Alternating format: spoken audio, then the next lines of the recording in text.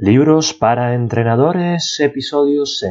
Advanced Training Conditioning and Evidence-Based Approach.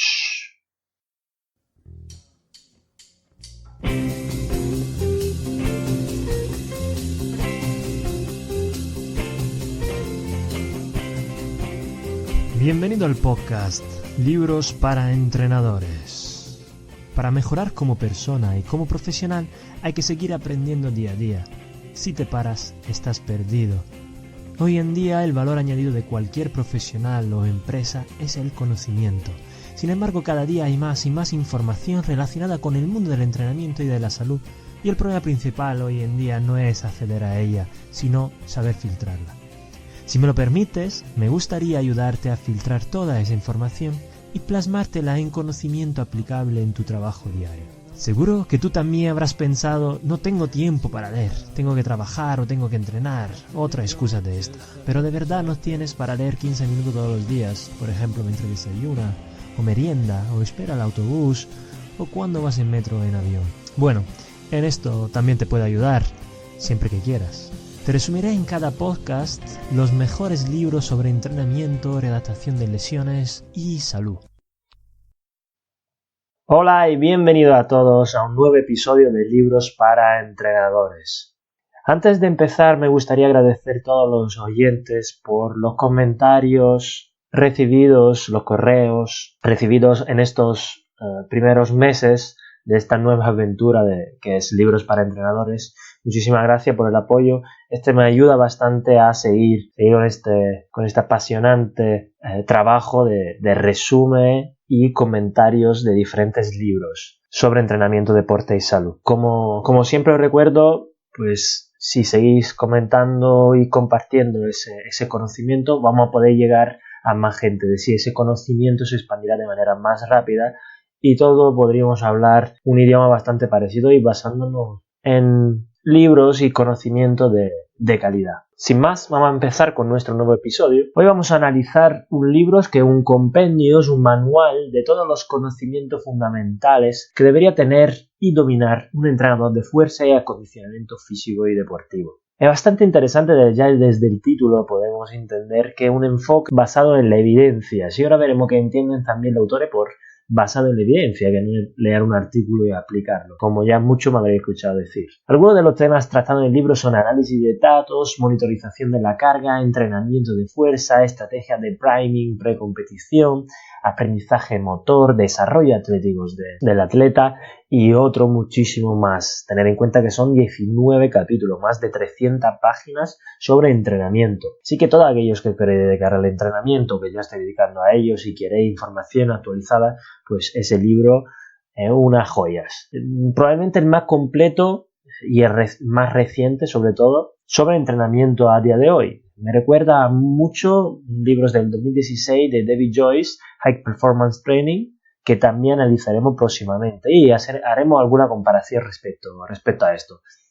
Tenemos algunas diferencias, pero son bastante similares en cuanto a la edición. Cada capítulo escrito por un profesional diferente y experto en cada una de las temáticas. Y los editores, o lo que han sabido recoger toda esa información de cada uno de esos autores, son Anthony Turner y Paul Comfort. Y la primera edición es del 2018, de ahí que digo que bastante reciente. Lo compré ya en cuanto salió, porque vi que los contenidos eran bastante interesantes. En el capítulo 1 hacen una introducción, una reflexión muy buena sobre si el entrenador de acondicionamiento físico y deportivo, entrenador de fuerza, es más entrenador o más científico, o qué habilidades y competencias debería tener un entrenador de fuerza, ¿no? Os invito a dejarme algunos comentarios cuál es vuestra impresión sobre el tema. Pero aquí ponen un esquema, una tabla bastante interesante donde dividen en competencias profesionales, habilidades inter e intrapersonales y ciencias aplicadas, biomecánica, fisiología, psicología, nutrición y data análisis. Es decir, un entrenador moderno debería tener todo eso, todos esos sistemas de elementos para poder ser un buen entrenador. Claramente, pues tiene que tener competencia profesional, tiene que tener experiencia, tiene que tener formación sobre entrenamiento y tiene que saber aplicar la ciencia básica, biomecánica, fisiología, psicología, nutrición y análisis de datos. Pero también no solo tenemos que tener conocimiento, sino tener esa capacidad de autocrítica para seguir mejorando día a día. De ahí, pues muchos de vosotros ya la tendrán porque se están escuchando esto porque quieren mejorar. Y también, y sobre todo, si somos entrenadores, si somos formadores, si somos educadores, pues tener esa capacidad interpersonal, saber relacionarnos con los demás, saber escuchar, tener empatía con los demás. Sin todo esto, pues podemos tener una mesa de tres patas, ¿no? Entonces nunca seremos completos. Hay que trabajar sobre cada uno de esos aspectos. Una vez hecha la introducción, ya los autores se meten de llenos en la temática. El primer capítulo real de contenido, que es el capítulo 2 realmente, no habla del desarrollo de la fuerza y potencia muscular. No es una casualidad que han puesto este capítulo como el primer capítulo, ¿no? Como casi base de todo lo que vayan a decir después. Bueno, los dos autores están muy formados y son investigadores en el ámbito de la fuerza y hacen hincapié, sobre todo en este capítulo, en la importancia que tiene el entrenamiento de fuerza para el rendimiento deportivo, cualquier sea el deporte, tanto si eres corredor, como si eres claramente halterófilo, como si eres gimnasta, como si eres nadador. El entrenamiento de fuerza está a la base de todo lo demás. Si tenemos un nivel de fuerza muy bajo, pues quizá podamos conseguir, incluso podamos tener buenas marcas, pero el riesgo de lesión podría ser alto.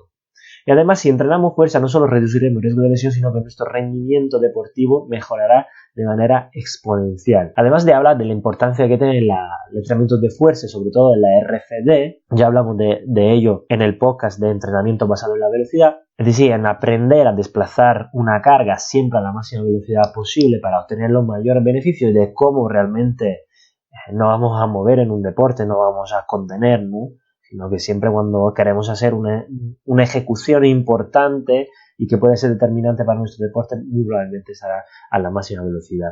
Y la fuerza que se genera a alta velocidad, pues tenemos que estar acostumbrados a ello, porque si no, nos podría llevar a la lesión. De todo modo, te invito a, si no has escuchado todavía, a escuchar el episodio número 2 de este podcast, donde analizamos el libro de González Vadillos y colaboradores sobre entrenamiento basado en la velocidad. Creo que ya ese capítulo pues necesita un podcast entero, para eso tenemos ese libro. El capítulo 3 nos habla de la importancia que tiene el ciclo de estiramiento y acortamiento, dicho también CEA, y la rigidez musculotendinosa y la relación entre esos dos. Está claro que una mayor stiffness musculotendinosa, una mayor rigidez musculotendinosa podrá afectar directamente o indirectamente al ciclo de estiramiento-acortamiento. ¿Qué es ese ciclo de estiramiento-acortamiento? Normalmente es una contracción excéntrica rápidamente seguida por una concéntrica. Este ciclo se produce prácticamente en cualquier movimiento de la vida diaria y es más importante y evidente claramente en actividades como puede ser la carrera de salto. Si tenemos un buen ciclo de estiramiento-acortamiento, si tenemos una alta rigidez musculotendinosa, y si tenemos una buena capacidad de transferir fuerza, pues seremos atletas mucho más optimizado, mucho más eficiente, gastaremos menos energía, saltaremos más alto, correremos más rápido. Si comparamos, por ejemplo, un press de banca o una sentadilla simplemente utilizando la fase concéntrica, de si voy abajo del todo, intento empujar y generará una determinada velocidad. Imaginamos un metro por segundo con un determinado peso. Sin embargo, si yo hago previamente un ciclo de estiramiento-acortamiento, es decir, vengo de una fase céntrica y de repente hago esa fase concéntrica, mi velocidad será muchísimo mayor o bastante mayor, dependiendo de los casos. Y dependiendo de la capacidad que tenga esa persona de utilizar esa energía potencial que se ha producido en la bajada, en la fase céntrica. Así que uno de los aspectos fundamentales de entrenar en el entrenamiento, pero desde mi punto de vista también la readaptación, entrenando muchísimo la readaptación, es la mejora de esos ciclos estiramiento, acortamiento y la mejora de la rigidez.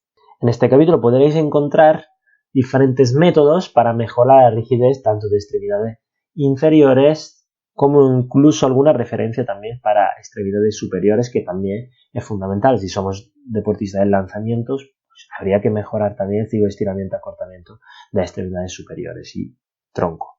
En el capítulo 4 nos hablan de endocrinología y su relación con el entrenamiento de fuerza, es decir, cómo responde el sistema endocrino al entrenamiento de fuerza, o ¿para qué me interesa a mí saber lo que está pasando en el sistema endocrino a nivel hormonal cuando yo entreno fuerza? ¿Cómo puede afectar ese entrenamiento de fuerza a las hormonas? Bueno, en ese capítulo realmente hablan de dos hormonas fundamentales relacionadas con el entrenamiento de fuerza, que son la testosterona y el cortisol. Tenemos muchas más, pero hablan sobre todo de esas dos que tienen una relevancia bastante importante. Hacen la diferenciación entre la testosterona, que principalmente tiene un efecto anabólico, mientras el cortisol, que normalmente tiene un efecto catabólico. Conociendo los mecanismos que subyacen a la secreción de cada uno de ellos, podremos programar el entrenamiento de una manera más precisa. Muchos de vosotros sabrán que podemos modificar la secreción, aumentar, como decía, optimizar la secreción de esta hormona a través del ejercicio. Sin embargo, también podríamos utilizar estrategias de priming, que lo veremos también más detenidamente en un capítulo exclusivamente dedicado a esto, para aumentar la testosterona antes de empezar el ejercicio y tener mejor rendimiento dentro del ejercicio mismo. Es decir, ¿qué son esas estrategias de priming? Esas estrategias de priming son todas aquellas acciones que nosotros realizamos para tener un incremento de la performance posterior. Así que, por ejemplo, en este capítulo no habla cómo la concentración de testosterona en jugadores de rugby, de élite, puede aumentar si antes del entrenamiento, antes del partido, les hacemos visionar unos vídeos con contenidos o eróticos o agresivos o de entrenamiento duro. Es decir, no hace falta que ellos hagan un entrenamiento previo al entrenamiento para producir ese pico de testosterona, sino que el simple hecho de visionar, de ver determinado tipo de escenas, determinado tipo de vídeo, puede aumentar, puede incrementar la secreción de testosterona en sangre. Así que parece algo bastante interesante porque no solo mejora la concentración en sangre de la testosterona, esto ya lo hemos dicho, sino que incluso esos jugadores en un estudio se vio como después de ver esos vídeos mejoraban sus repeticiones máximas en sentadilla respecto al grupo control, en particular la 3RM, es decir, 3 repeticiones máximas. Esto sugiere aleatorio que podría ser debido a mecanismos relacionados con la supervivencia, ¿vale? Vemos escenas agresivas o de combate y se empiezan a ennescar determinados mecanismos de ataque o huida relacionados con la supervivencia. Eso puede aumentar y regular esa relación entre testosterona y cortisol. Otra manera para mejorar esa relación es a través del video feedback, pre y post partido. Si yo puedo hacer un video análisis, enseñárselo a mis jugadores y decirles que bien han hecho determinados tipos de movimiento, y esa motivación, ese feedback, puede aumentar los niveles de testosterona en ese jugador. No solo pre, sino post partido, para que este se mantenga algo alto durante el post entrenamiento, aumentar esa fase anabólica. Otras variables que influyen en el ratio de testosterona y cortisol son la duración, el tipo y el momento del día de la sesión. Es decir, si hago sesiones de entrenamiento muy largas, si conozco bastante gente que no estará escuchando que hace sesiones pues de 1 hora y media, 2 de entrenamiento de fuerza, entre comillas, y claramente podremos aumentar de manera bastante importante el ratio testosterona-cortisol a favor del cortisol. Es decir, podríamos estar provocando realmente un efecto catabólico, mientras que a lo mejor nuestro objetivo era mejorar la hipertrofia muscular. Así que hay que tener en cuenta eso. El tipo de entrenamiento claramente va a influenciar. Si un entrenamiento más con objetivos o con adaptaciones a nivel cardiovascular o más adaptaciones a nivel neural de fuerza. Y el momento del día. Como bien sabéis, si hablamos de ciclo circadiano, pues podemos, dependiendo de la persona, tendrá una secreción de testosterona mayor en determinado momento del día. Habrá gente que tiene esa mayor secreción pues por la tarde, otro en cuanto se despiertan, otro por la noche, y entonces hay que estudiar esto y ver también, en base a sensaciones o en base a estudios incluso, a analíticas, ver en qué momento se produce ese pico y utilizarlo. En el capítulo 5 ya hablan del entrenamiento del fitness aeróbico. Aquí ellos empiezan a hacer ya pequeñas distinciones para intentar aclarar un poco esos términos, ¿no? En la literatura científica podemos encontrar muchas veces el término aeróbico y anaeróbico cuando nos referimos realmente a entrenamiento de fuerza y a entrenamiento cardiovascular. O en la literatura encontraremos que todos aquellos ejercicios de larga duración relacionados con las resistencias, carreras de larga duración, deportes de larga duración, se suele hablar de ello como en deportes aeróbicos, ejercicio aeróbico, mientras cuando hablamos de esfuerzos de corta duración y de máxima fuerza, máxima aplicación de la fuerza, se habla de deportes o ejercicios anaeróbicos. Realmente no está bien hecho, es un error, claramente no existe esa dicotomía, y la realidad es que durante cualquier ejercicio utilizamos las diferentes vías energéticas al mismo tiempo. Lo único que va cambiando es la prevalencia de una respecto a otra, ¿eh? Pero no sería del todo correcto hablar de ejercicio aeróbico y anaeróbico. Como sinónimo de aeróbico he utilizado el sinónimo cardiovascular, quizá pues puede tener algo más de sentido hablar de ejercicio cardiovascular si entendemos un ejercicio que tiene como target, como objetivo, mejorar la capacidad, por ejemplo, cardiovascular o cardiorrespiratoria, como por ejemplo, hacemos entrenamiento específico para mejorar la potencia aeróbica, para mejorar el consumo máximo de oxígeno. Entonces, ese tipo de ejercicio podemos definirlo como ejercicio cardiovascular, quizá, ¿no? Y cuando hablamos de fitness o cuando hablamos de entrenamiento anaeróbico, podremos hablar de aquellos ejercicios específicos, aquellos entrenamiento específico que mejore mis niveles de fuerza, ¿no? O mi velocidad ante una determinada carga, o ser capaces de mover cargas cada vez mayores. Dicho esto, podemos decir que el fitness aeróbico, como ya hemos aclarado este concepto, es determinante en todos los deportes de resistencia. Y ahí claramente, ¿cómo sabemos si hemos mejorado o no el consumo máximo de oxígeno? Que una de las variables que más se mide, o los niveles de lactados, o cuando se produce, o cuando alcanzamos determinado umbral de lactado. Bueno, a través de la valoración, repetimos, ya lo hemos dicho en otros podcasts, pero me gusta repetir las cosas importantes. Hay que valorar. Si valoramos y sabemos la capacidad máxima de oxígeno del consumo máximo de oxígeno que tienen estas personas, podremos luego a través de ejercicios, entrenamiento, intentar mejorarlo, pero la única manera otra vez de saber si hemos mejorado esto es a través de otra valoración post-test. El gold standard normalmente para valorar esto es analizar el intercambio de gas a nivel pulmonar durante el ejercicio a través de un analizador de gas, ¿vale? Hay test para eso de laboratorio y de campo. Ya ahí tendríamos que elegir si queremos quizás más precisión, más validez dentro del test, o elegir test más ecológicos, más específicos, que se acercan más a la realidad del deporte, sacrificando un poco la validez, ¿no? La precisión quizá mejor que la validez de este test. Entonces podríamos utilizar pues un analizador de gases en cinta, en cicloergómetro, y ver nuestro consumo máximo de oxígeno, las diferentes umbrales, diferentes zonas, y establecer diferentes zonas de entrenamiento, o podríamos hacer test de campo, por ejemplo en deporte de equipo, como puede ser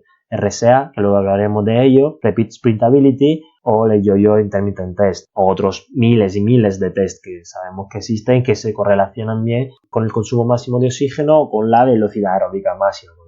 En cuanto a los tipos de entrenamiento, no hablan y hacen hincapié en tener claro el contexto del atleta del deporte, ¿vale? Ahí la aplicación de la ciencia al campo. No leer artículos y aplicar lo mismo protocolo. El ello que en ese artículo han cogido una muestra de tal, han hecho 4 de 10 repeticiones durante 12 semanas, no sé qué, no.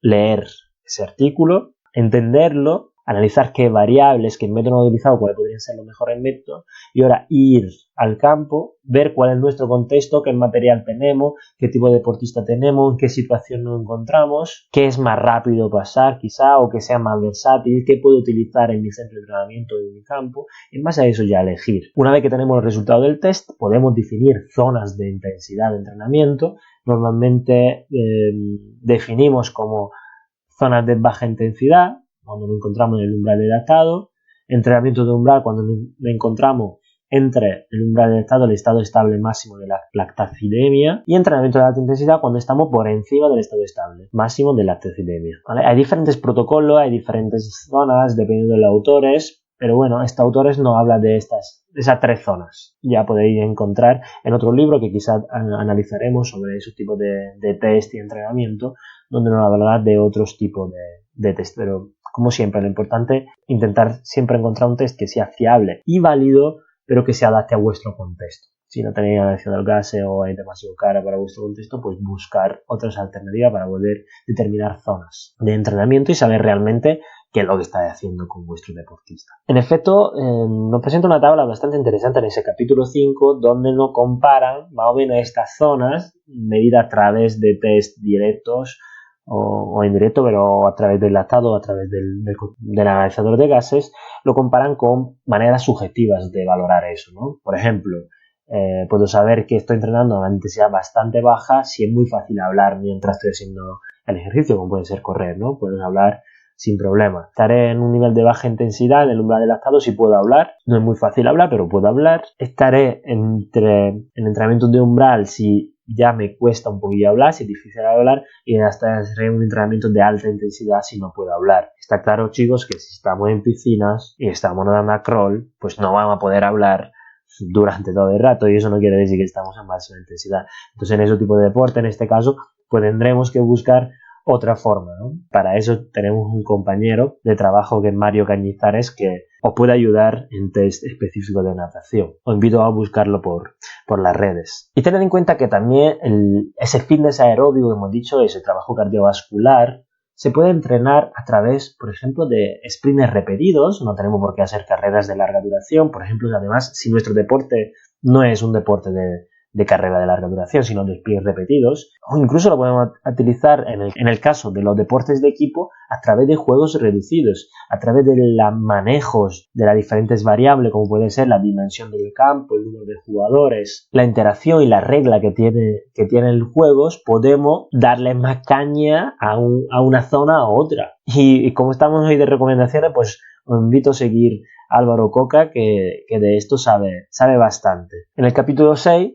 ya no hablan de esa habilidad de repetir y el rol que tiene el entrenamiento interválico de alta intensidad, ese famosísimo HIIT que en todo el mundo habla, pero quizá que poco controlan, ¿no? No es correr hasta la muerte ni hacer un all-in, ¿no? Usando un término del póker en todos los entrenamientos. Eso, otra historia. ¿Por qué es realmente interesante medir la capacidad de repetir sprint y entrenarla? Porque es fundamentalmente una habilidad que vamos a encontrar y que determinante en la mayoría de deportes de equipo.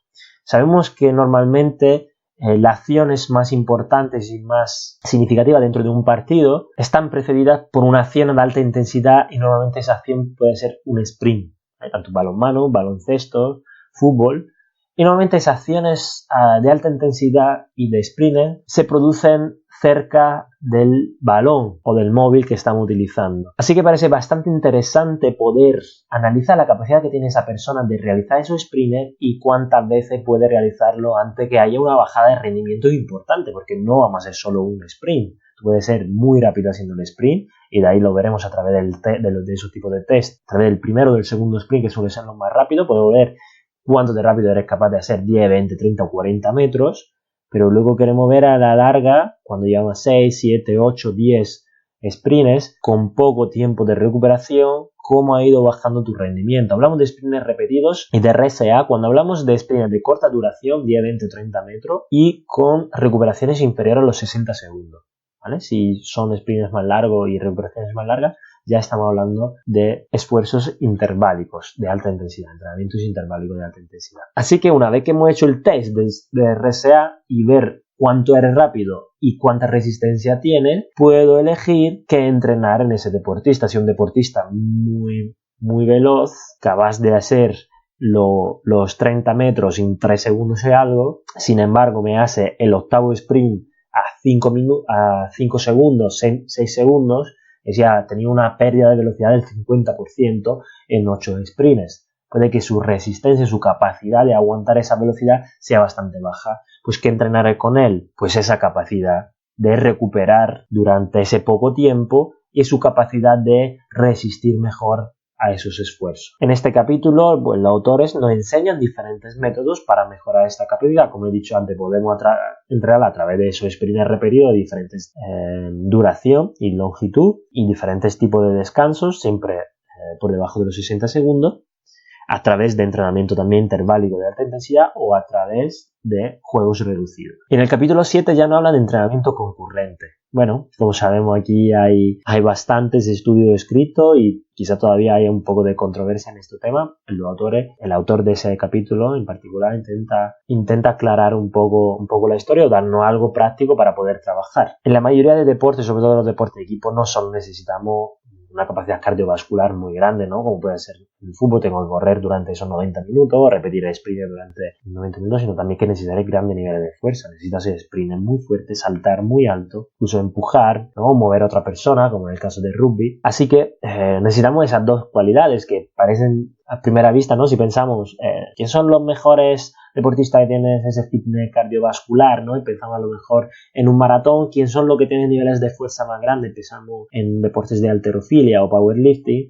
Claro, si vemos esos dos extremos, dice, ¿cómo puede ser uno muy bueno maratoniano y a la vez un buen halterófilo, ¿no? Que al final la mezcla entre esos dos sale un buen jugador de rugby. Y sabemos que si nos pasamos por un lado, ¿no? por la parte de entrenamiento de halterofilia o de fuerza, ¿no? O nos pasamos por otro lado, hacemos maratonianos a los futbolistas, puede haber interferencia entre esos dos entrenamientos. Así que tenemos que saber cómo podemos minimizar la interferencia que hay entre un tipo de entrenamiento y otro. Como ya he dicho, el mismo autor lo dice, hay mucha investigación contradictoria hoy en día. Y esto puede ser debido a la multitud de variables que pueden influir en el efecto de entrenamiento, ¿vale? Que no es lo mismo, por ejemplo, que haga entrenamiento cardiovascular antes que el de fuerza, justo antes, es decir, si termino el cardiovascular empiezo el de fuerza, que haga el cardiovascular por la mañana y el entrenamiento de fuerza por la tarde, que haga entrenamiento de fuerza antes del cardiovascular, justo antes, o lo haga por la mañana y luego por la tarde. Incluso dentro de la misma semana podría haber interferencia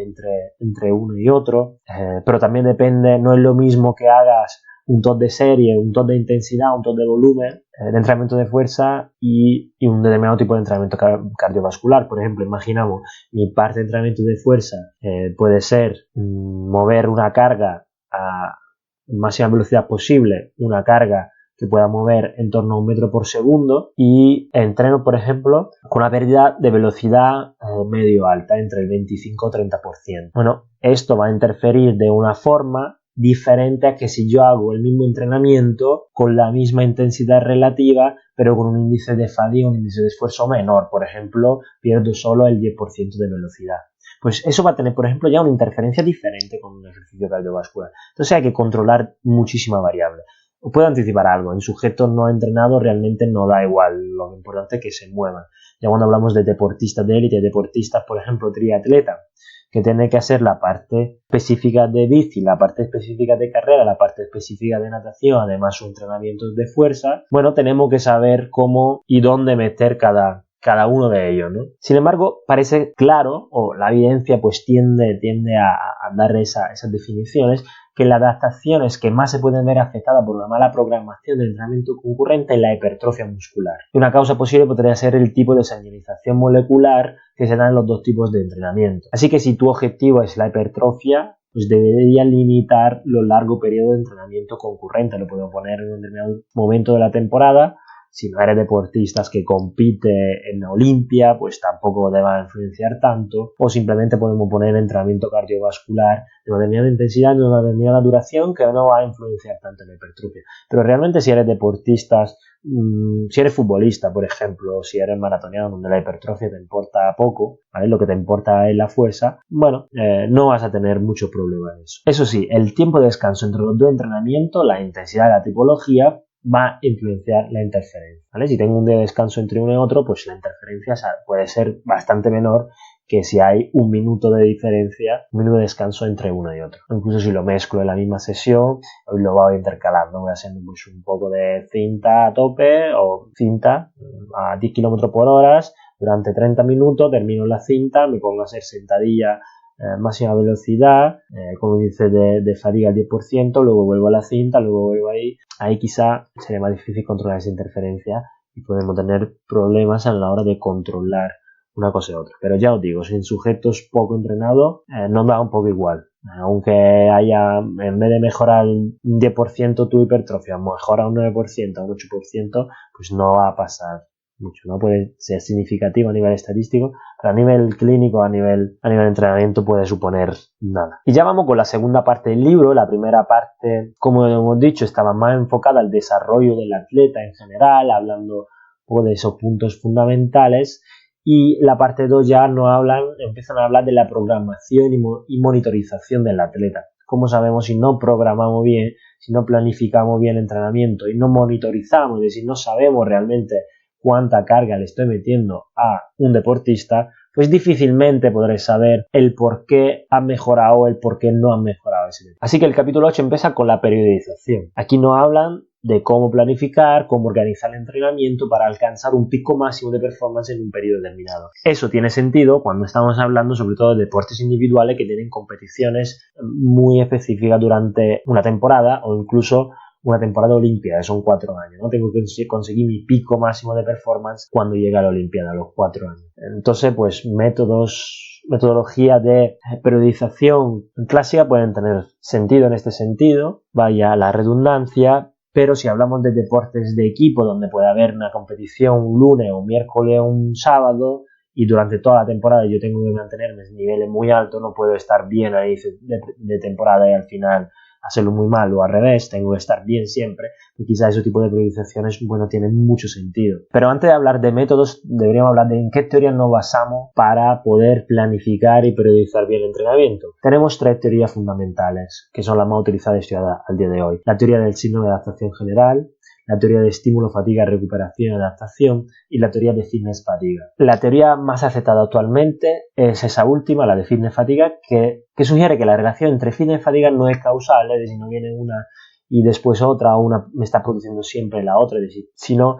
que son inversamente proporcionales. Es decir, yo puedo hacer un entrenamiento que si lo hago de una determinada forma y lo hago bien, voy a tener adaptaciones positivas, es decir, voy a mejorar mi fitness, voy a mejorar mi fuerza. Si lo hago de otra forma, voy a generar niveles de fatigas bastante grandes. En base a esto luego veremos que se basan muchos autores para decirnos cómo poder monitorizar esto. Pero podemos utilizar estrategias para mejorar el fitness del atleta y a la vez minimizar su fatiga. Nosotros tenemos que controlar esos niveles de fatiga. Siempre se va a fatigar la persona, pero como hemos dicho, por ejemplo, en el libro de entrenamiento basado en la velocidad, yo puedo elegir el grado de fatiga de esa persona. Yo puedo elegir el grado óptimo de fatiga, es decir, que te fatigue lo justo para que luego mejores y no te canse demasiado. Es decir, si no necesito ir al fallo, ¿para qué voy a ir al fallo? Si simplemente yo lo que quiero es aumentar tu nivel de fuerza y sabemos que no necesitamos llegar al fallo para aumentar mi nivel de fuerza. Entonces, pues en vez de perder un 40% de velocidad, pues perderé un 20 o perderé un 10. Dentro de esos modelos de periodización y también nos hablan del tapering, cómo y cuándo utilizarlo, es decir, una estrategia de bajadas de la intensidad del volumen de manera progresiva para que debido a un cansancio acumulado en el tiempo tengamos una recuperación que nos permita un pico de performance en el momento en lo que queramos. Algo de todo modo muy común en los diferentes tipos de periodizaciones que podéis encontrar, la periodización en bloque, periodización ondulante, diferentes tipos de periodizaciones, podemos encontrar que normalmente las progresiones van siempre de lo general a lo más específico y de reducir el volumen de entrenamiento favoreciendo la intensidad. Conforme se acerque la competición aumenta la intensidad. Pero ya os digo, quizá en deportes de equipo no podemos utilizar esos tipos de periodización. En entrenamiento personal, cuando tenemos 10 clientes al día, pues quizá cuesta utilizar ese tipo de modelos con todos nuestros deportistas, ¿no? O con todos nuestros clientes que no necesita realmente un pico dentro de sus mejoras del día a día, sino que quizá pues deberían mejorar pues cada día más, independientemente de que cuando tengan que ir a trabajar o el día de máxima carga de trabajo, ¿no? En el capítulo 9 ya nos habla que si una vez que hemos planificado esa carga de trabajo a lo largo del tiempo, pues cómo manejarla y cómo monitorizarla. Pues para eso los autores han elegido quizá el mejor monitorizador y manejador de la carga en esos atletas, que en Tim Gabbett, que hace poco tuve el placer de conocer aquí en Granada, es un auténtico crack, que probablemente de los investigadores que más está cambiando el paradigma actual del entrenamiento. Ten en cuenta que Tim Gabbett era un preparador físico que empezó a observar cosas durante su trabajo muy parecido, ¿no?, a lo que estuvimos comentando de Vadillo, y llegó a una de las conclusiones y empezó a investigar sobre ello, ¿no? Entonces, desde la práctica pasó a la investigación, intentó ver cómo se podía cuantificar todo eso.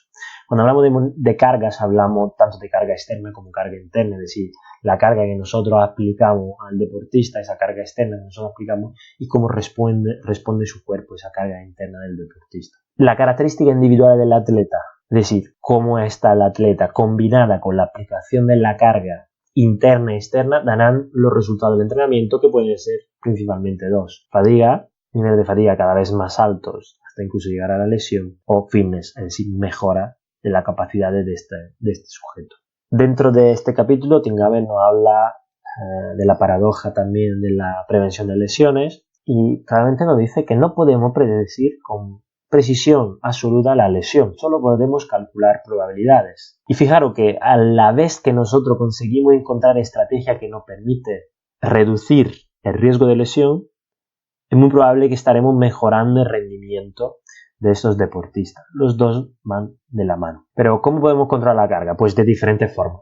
otra vez, dependiendo de los recursos que tengamos, pues podemos utilizar GPS, sí, podemos utilizar cardiofrecuencímetro, sí, podemos utilizar RP multiplicado por las horas de entrenamiento, las horas de juegos, también. Es decir, ya cada uno de vosotros leyendo ese capítulo. Y luego otro libro que analizaremos, que todo sobre monitorización y control de la carga, está también muy, muy interesante. Hablaremos de diferentes soluciones que hay, ¿no? Y cada uno tiene que utilizar una u otra dependiendo del contexto, de la accesibilidad que tiene ese tipo de herramienta y del deportista o de los deportistas con los que trabaja. Sobre todo hay que tener una cosa importante. Todo se trata de cargas y relaciones de cargas. El problema no es tener mucha carga, ¿no? Entrenar mucho no es malo. Y entrenar poco, entre comillas, no es malo. Lo malo es la relación entre lo que yo estoy acostumbrado a hacer, o como lo define Tim Gabbett, carga crónica, y el pico de carga que yo me meto durante una semana o un partido, la carga aguda.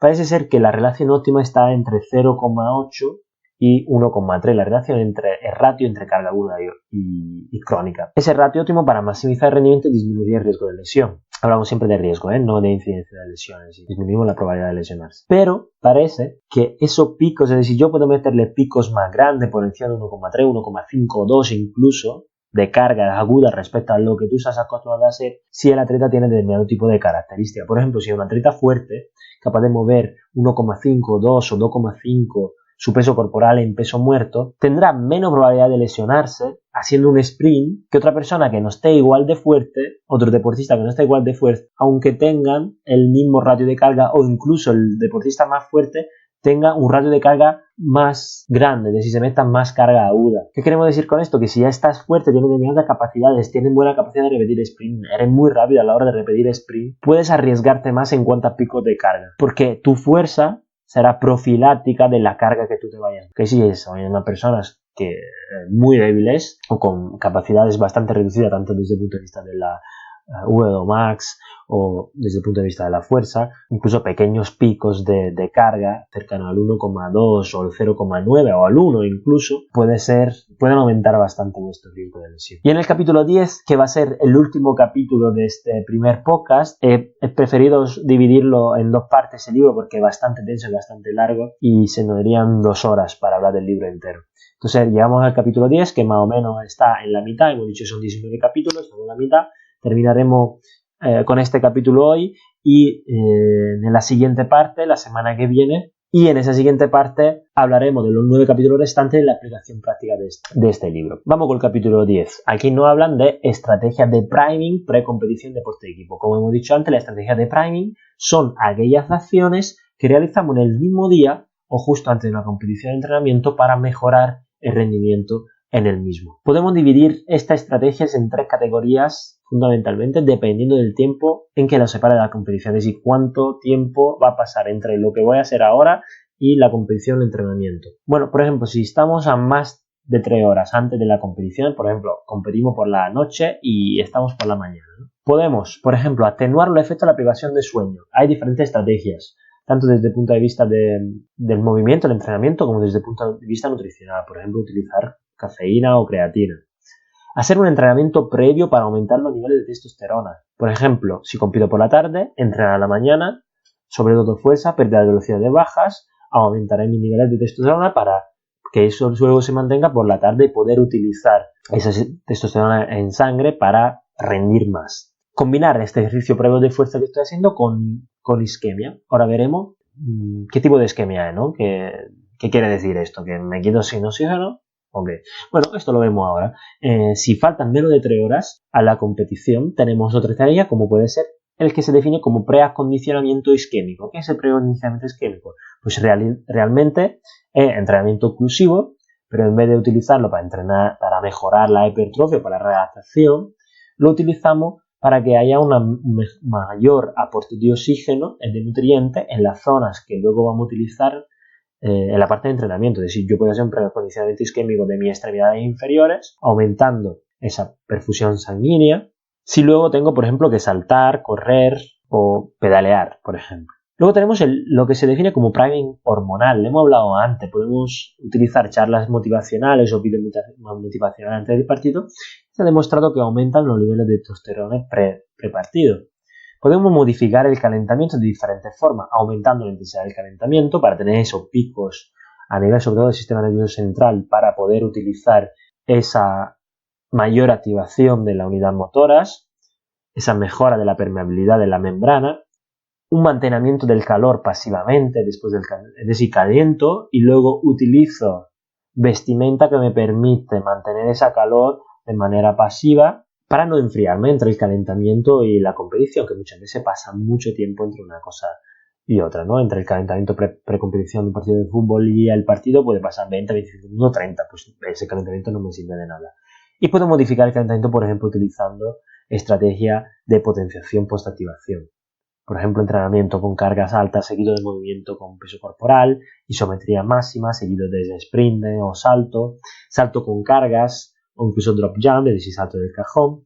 Pero aquí tenemos que tener en cuenta una cosa importante, es decir, hay un equilibrio muy, muy fino, muy pequeño entre la potenciación, es decir, la mejora después de haber hecho un ejercicio y la fatiga. Si yo me paso o el descanso no es suficiente, pues me habré fatigado. Entonces, el siguiente movimiento, el siguiente ejercicio que voy a hacer, no lo voy a hacer mejor, no habré potenciado, sino que habré empeorado. Así que ahí tener cuidado con la dosis de esa carga.